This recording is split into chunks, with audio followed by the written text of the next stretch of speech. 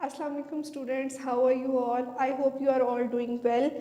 आप लोगों को पता है कि 7 चैप्टर जो है वो हमने स्टार्ट किया है। 7 चैप्टर की बेसिक पॉइंट्स की अंडरस्टैंडिंग मैं आपको यहाँ डिलीवर करूँगी। आप लोगों ने क्या करना है, आप लोगों ने अपनी बुक्स अपने पास रखनी है। Keep a pencil with your in your hands while I am delivering the key points of the chapter. तो बेसिकली हमारे पास जो 7 चैप्टर है वो है physical and chemical changes and it's processes. सबसे पहले मैं आपको बताऊंगी कि फिजिकल चेंज होता क्या है। फिजिकल चेंज बेसिकली एक ऐसा चेंज है जो टेम्परेरी है।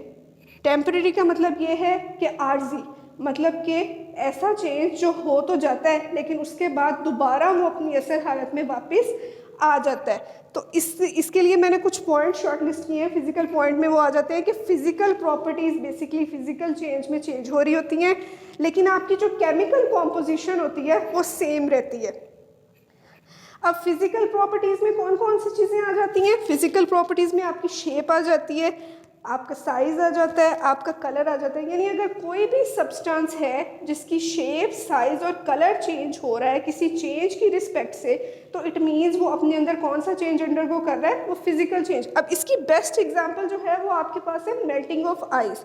अब आपके पास आइस है, वो मेल्ट होकर दोबारा वाटर में कन्वर्ट हो जाती है, और वाटर का दोबारा अगर आप टेम्परेचर डाउन करें, लो करें, तो वो दोबारा आइस में कन्वर्ट हो जाती है। यानी बेसिकली उसकी जो फॉर्मेशन थी उसमें चेंज आया। आपके पास जो आइस है वो सॉलिड फॉर्म में है और ये उसकी फिजिकल हालत है। तो फिजिकल चेंज बेसिकली जब वो मेल्ट हुई तो लिक्विड बन गई। तो ये जो प्रोसेस है जो दोबारा हमने वाटर को रिवर्स कर दिया, यानी ice into water and water into ice, it is easily possible. This is basically the physical change. Secondly मैं आ जाती हूँ दूसरे नंबर पे, मेरे पास है chemical change. Chemical change is basically the permanent change which you people can't reverse. मतलब ऐसा change जो एक दफ़ा हो जाता है तो उसे दोबारा आप रिवर्स नहीं कर सकते। और केमिकल चेंज में यूजुअली ऐसे होता है कि आपके पास कोई नया सब्सटेंस बन रहा होता है, जिस तरह मैंने यहाँ लिखा है न्यू सब्सटेंसेस फॉर्म। अब नया सब्सटेंस क्या बन रहा होता है, इससे क्या मुराद है? इसकी बेस्ट एग्जांपल है आपके पास turning of milk into yoghurt. आपके पास दूध एक दफ़ा जब दही में कन्वर्ट हो जाता है, क्या आप दोबारा दही को दूध में कन्वर्ट कर सकते हो? Obviously it's impossible. आप दोबारा दही को मिल्क में कन्वर्ट नहीं कर सकते। यानी कि मिल्क का योगर्ट में कन्वर्ट होना बेसिकली आपके पास क्या है, एक परमानेंट चेंज है, which is the best example for a chemical change. इसी तरह सेकंड नंबर पे जो मैंने शॉर्ट लिस्ट की है वो है burning of paper is also a chemical change. अब बर्निंग ऑफ पेपर आपके पास किस तरह केमिकल चेंज है? आपने एक पेपर लिया, आपने उसे बर्न किया, वो बर्न हो गया, बर्निंग के प्रोसेस से क्या होगा, ख़त्म हो गया। तो क्या आप दोबारा उसे रिवर्स कर सकते हो, दोबारा उसे पेपर की फॉर्म में लेके आ सकते हो? Which is impossible. That's why I summarize के जो आपके पास टेम्पररी चेंज है वो फिजिकल चेंज है, और जो परमानेंट चेंज है वो आपके पास क्या आ जाता है, उसमें केमिकल चेंज आता है, जिसे आप रिवर्स नहीं कर सकते। उसके बाद आ जाती है जी एप्लीकेशंस ऑफ केमिकल चेंज। अब केमिकल चेंजेस बेसिकली ऐसे चेंजेस हैं जो हमारी सराउंडिंग में बहुत ज़्यादा हो रहे हैं, जैसे कि एसिड रेन्स जो हैं वो केमिकल चेंज का रिजल्ट है। अब एसिड रेन क्या होती है? आप देखते हो आपकी इन्वायरमेंट में फैक्ट्रीज़ हैं, बहुत सारी हार्मफुल गैसेस जो हैं वो हवा में फेंक रही हैं, एमिट कर रही हैं। तो ऐसी टॉक्सिक और हार्मफुल गैसेस जो हैं बेसिकली वो रेन वाटर के साथ केमिकली रिएक्ट करती हैं, और जब वो रेन वाटर हमारे पास रीच करता है तो वो एसिड रेन की फॉर्म में रीच करता है। वो हमारे फॉरेस्ट को डिस्ट्रॉय कर रहा है, एसिड रेन इक्वेटिक लाइफ को हमारी जो है वो डैमेज कर रही है बैडली। तो बेसिकली जो केमिकल चेंज है वो मेनली हमारे इन्वायरमेंट में अकर कर रहे हैं। दूसरे नंबर पे आ जाता है हाइड्रोकार्बन्स। अब हाइड्रोकार्बन्स कौन से सब्सटेंसेस होते हैं? आप अपनी व्हीकल्स रन कर रहे हो, आप पेट्रोल यूज़ कर रहे हो। अब हाइड्रोकार्बन्स मेनली कंसिस्ट करते हैं, जैसे मैंने लिखा है, हाइड्रोजन और कार्बन कंपोनेंट्स की। ठीक है। अब hydrocarbons as a fuel use हो रहे हैं आपकी डेली लाइफ में। आप कोल ले लो, कोल, कोयला, आप उसे बर्न करते हो, क्या दोबारा बर्न करने के बाद आप कोयले को उसकी रॉ फॉर्म में ला सकते हो? ऑब्वियसली आप उसे नहीं ला सकते, क्योंकि एक दफ़ा जब एक चीज़ बर्न होगी, उसके अंदर केमिकल चेंज अकर हो गया, तो आप उसे उसकी असल हालत में वापस नहीं ला सकते। तो बेसिकली जो बर्निंग ऑफ हाइड्रोकार्बन है वो भी आपके पास एक केमिकल चेंज है। और जब हम हाइड्रोकार्बन्स को बर्न कर रहे होते हैं तो हमारे पास क्या प्रोड्यूस होती है, बेसिकली हीट प्रोड्यूस होती है। आप लोगों ने देखा होगा कि आप अपनी व्हीकल्स में पेट्रोल डलवाते हो, कैसे चलती हैं व्हीकल्स? आपने पेट्रोल डलवाया, आपकी व्हीकल ने उसे बर्न किया और उसकी रिजल्ट में आपके पास जो हीट प्रोड्यूस होती है वो उसे चलाने में हेल्प कर रही होती है। और इन कुकिंग पर्पस हाइड्रोकार्बन हम किस तरह एम्प्लॉय कर रहे हैं? आप कोल ले लो, कोल को बर्न करके भी, लकड़ी को जला के भी आप क्या कर रहे हो, हीट ही प्रोड्यूस कर रहे हो और उस हीट को आप अपनी जो भी आपकी नीड है उसमें यूटिलाइज कर रहे होते हो। लास्ट नंबर पे मेरे पास आ जाता है फर्टिलाइजर। फर्टिलाइजर क्या है? Fertilizer is basically a substance which add minerals to your soil.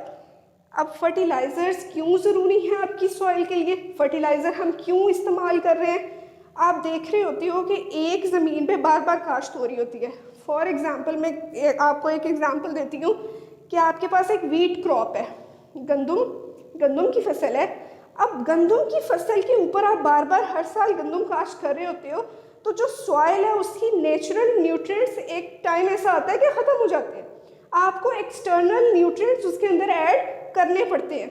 तो फर्टिलाइज़र बेसिकली एक ऐसा एक्सटर्नल न्यूट्रिएंट, ऐसा मिनरल है जो आप एक्सटर्नली अपनी सॉइल को अपनी बेटर प्रोडक्टिविटी के लिए प्रोवाइड कर रहे होते हो। अब इसमें कौन कौन से फर्टिलाइजर्स आ जाते हैं? मेनली इसमें आ जाता है nitrogen based fertilizer, potassium based fertilizers और क्या कहते हैं इसे, पोटाशियम बेस्ड फर्टिलाइजर्स आ जाते हैं।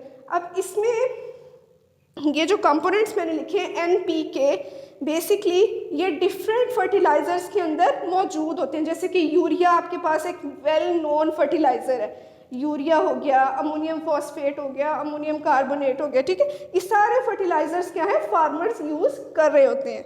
अच्छा जी, अब इसके एडवांटेजेस क्या हैं फर्टिलाइज़र के?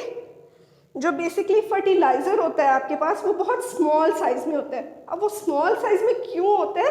वो स्मॉल साइज़ में इसलिए होता है कि जब आप उसे प्लांट को प्रोवाइड कर रहे होते हो तो वो वाटर के अंदर इजीली क्या कर लेता है, अपने आप को डिज़ोल्व कर लेता है। तो जब वो रेडली वाटर के अंदर डिज़ोल्व होगा तो वो अपना न्यूट्रिएंट बहुत इजीली क्या करेगा, क्रॉप को प्रोवाइड करेगा।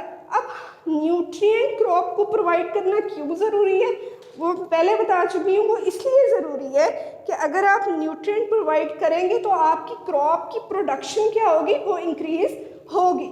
जब आप एक्सटर्नल न्यूट्रिएंट्स प्रोवाइड कर रहे होते हो तो अगर आपकी फसल आपको फॉर एग्जांपल 1000 टन दे रही है तो आपके फर्टिलाइज़र के बाद वो माइट भी पॉसिबल कि आपको 1500 टन की प्रोडक्शन दे रही हो। तो डेट्स वाई द फर्टिलाइज़र जो है वो एक एक्सटर्नल कंपोनेंट समझा जाता है।